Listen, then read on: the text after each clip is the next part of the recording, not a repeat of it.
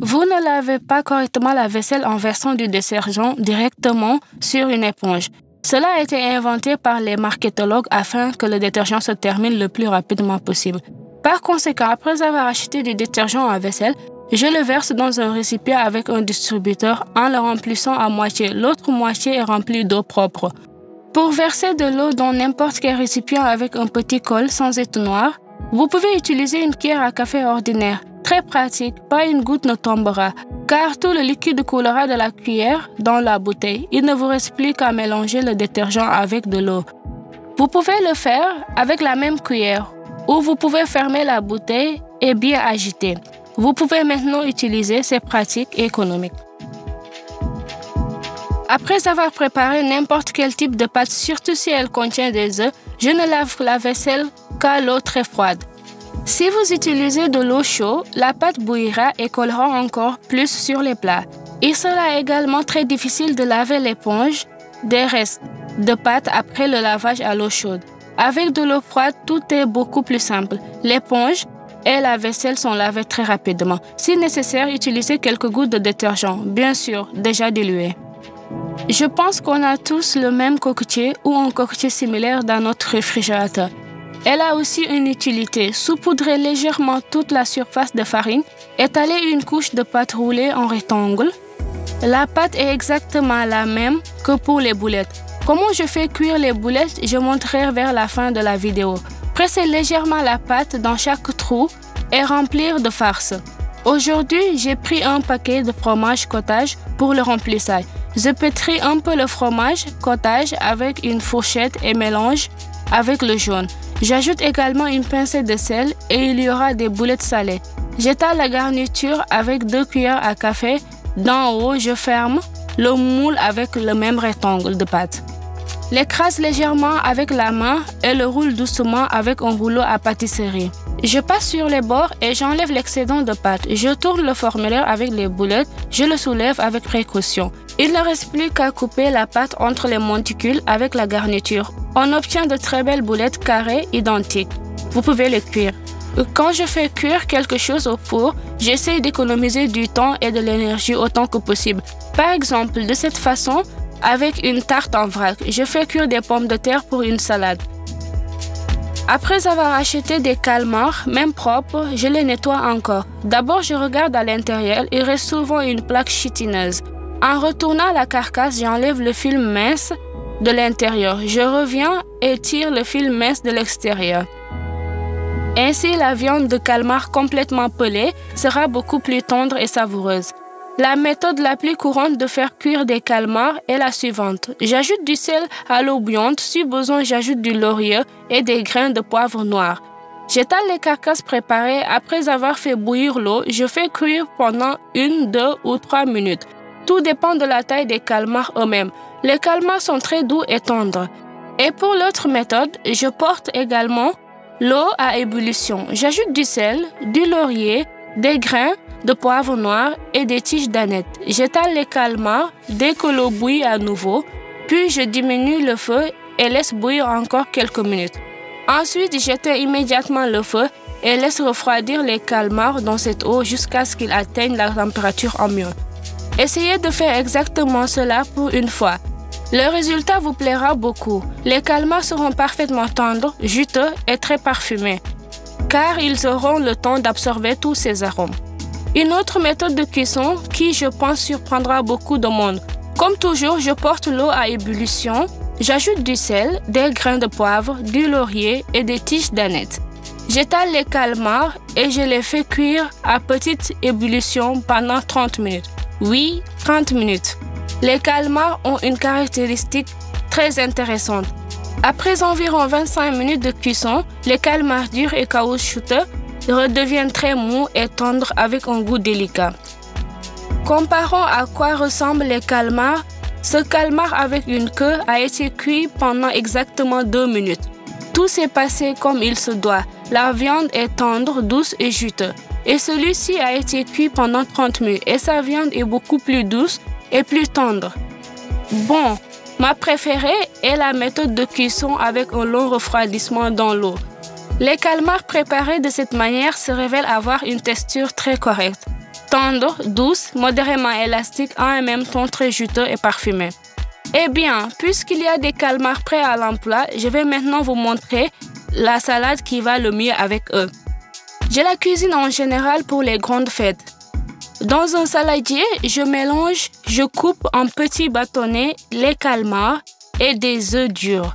Je les coupe avec un couteau en morceaux à peu près de la même taille. Je mélange délicatement les œufs et les calmars. J'ajoute du poivre noir et du sel si besoin. Maintenant, j'étale du caviar rouge et de la mayonnaise. Encore une fois, mélangez délicatement la salade pour que les œufs n'éclatent pas et laissez-la infuser au réfrigérateur pendant au moins 1 heure. S'il n'y a pas d'anneau de service, vous pouvez utiliser une petite tasse de café. Je le remplis de salade, lisse légèrement la salade, ne tasse pas trop. Je mets les feuilles de l'étui sur une assiette de service, qui sont à portée de main, et retourne soigneusement la tâche. Je décore la salade avec des herbes sur le dessus. C'est très esthétique et surtout incroyablement savoureux. Je découpe de la viande pour faire de la viande hachée. Pour faciliter la transformation, surtout si la viande a de petits veines, je la congèle légèrement. Quand ça devient un peu dur, je la passe dans un hachoir à viande pour homogénéiser la viande hachée de différents types de viande ou de volaille. Alterner les morceaux de viande. J'ajoute également de l'oignon et de l'ail dans le processus, mais je broie les morceaux d'oignon à la fin. Ainsi, l'oignon expulsera toute la viande qui se trouve dans le hachoir à viande. Aujourd'hui, cette farce sera une farce pour quenelle. J'ajoute du sel et du poivre noir moulu à la viande hachée et commence à mélanger. J'ajoute petit à petit de l'eau, ainsi la viande hachée sera plus douce et plus élastique. Je fais de la pâte pour les boulettes à partir de farine de blé entier. Et croyez-moi, elle sera très élastique. J'ajoute du sel à la farine, je casse les œufs et verse de l'eau tiède. Tout d'abord, je mélange les ingrédients liquides au centre, puis commence lentement à retirer la farine des bords. Je pétris bien la pâte pendant 5 à 7 minutes.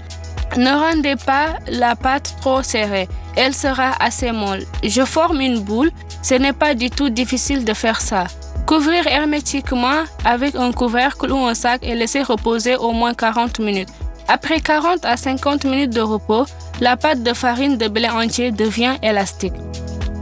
Ce sera un plaisir de travailler avec lui. J'ai coupé un petit morceau, saupoudré la planche de farine et j'étale la pâte en une très fine couche. Je coupe la pâte roulée en carré, j'enlève les bords irréguliers les plus inconfortables, puis je les roule à nouveau. Disposez rapidement de la viande hachée pour les boulettes et en même temps ne pas se salir les mains.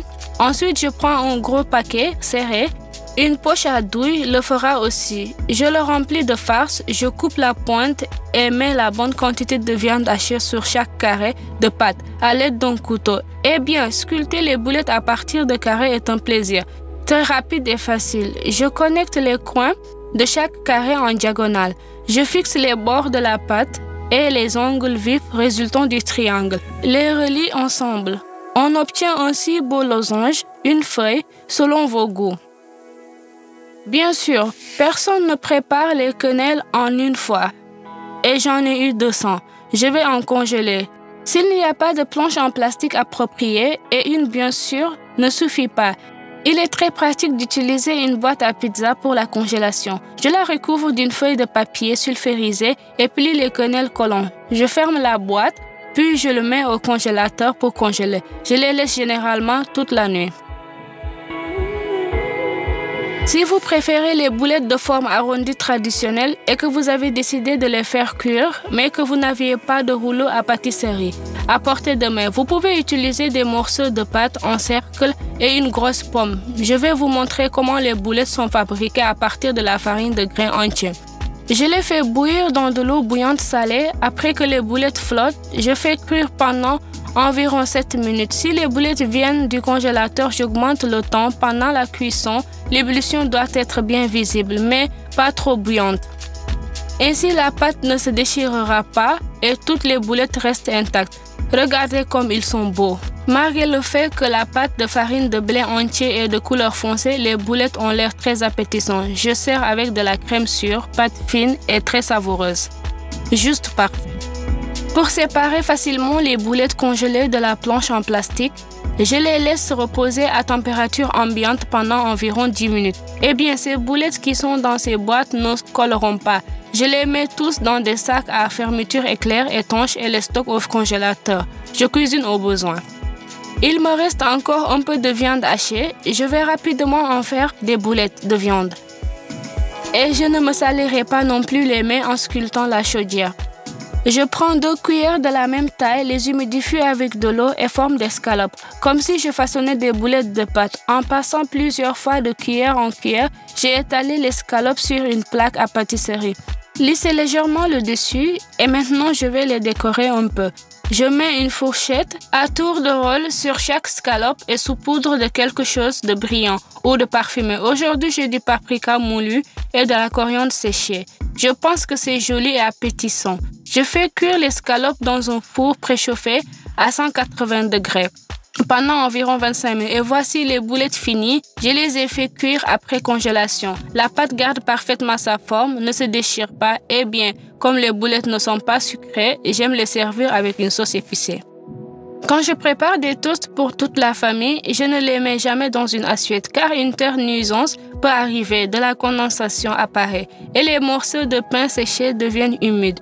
Je prends une planche de bois et mets les morceaux de pain chaud du grille-pain comme ça. Le pain reste parfaitement croustillant.